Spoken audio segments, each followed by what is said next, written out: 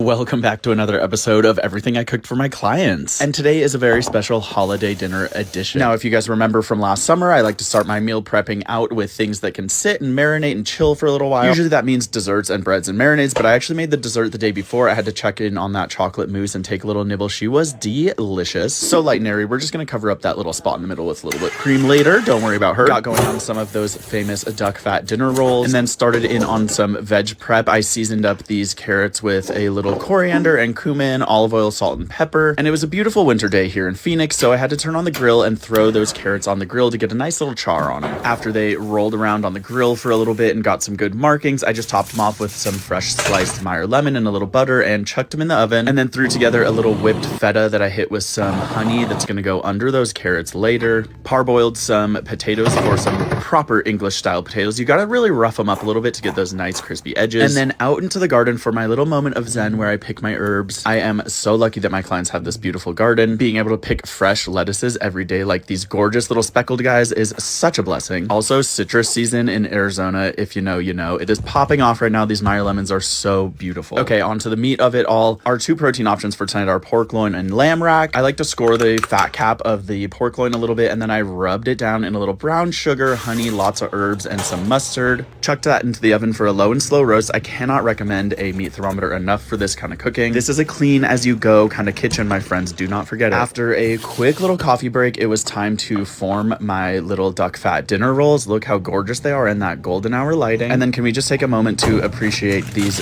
beautiful lamb racks? I picked them up from Arcadia Meat Market here in Phoenix. I honestly don't use the flat top at my client's house too often, but I do find that is the perfect tool to get a good sear on all sides of your lamb racks. After I got them golden brown and delish all over, I made a mixture of a little horseradish and mustard and lots of herbs, and then I rubbed each rack down with that. Delish. And then on to the veg prep. I just broke up some cauliflower and sliced some Brussels in half, and then doused them in some olive oil and seasoned them up really well. Got those ready to roast. Then it was time to egg wash those rolls and hit them with a generous pinch of salt. I made a apple mostarda, and I got going on some sauteed apples and onions for the pork. I did a mixture of duck fat and oil that I preheated in the oven and got those potatoes going to get nice and crispy while I plated up the carrot dish. When thinking about a menu, I like to do at least one room temperature dish like these carrots so that not everything is coming out of the oven all at once. Speaking of, those rolls and these potatoes were coming out of the oven and they looked stunning. A simple wintry salad is always a must this time of year. This one had apple and pepitas. Hit those roasty potatoes with some herbs, and then it was time for the stars of the show. That pork loin was roasted to perfection and served with those apples and onions. Roasty veggies went right into a bowl, and the lamb rack got carved up right before I got to take a quick little peek out to see how beautiful the table looked. Okay, and this time I made sure to get a little video of all the food before everyone dug into it. One trick to make sure that all the food stays hot is to make sure your serving platters are warmed up in the oven before you put everything into them. A quick little cleanup of the kitchen while everyone was enjoying their dinner, and then I got going on desserts. All I really had left to do was to whip up some cream because I did a lot of the prep the day before or in the morning.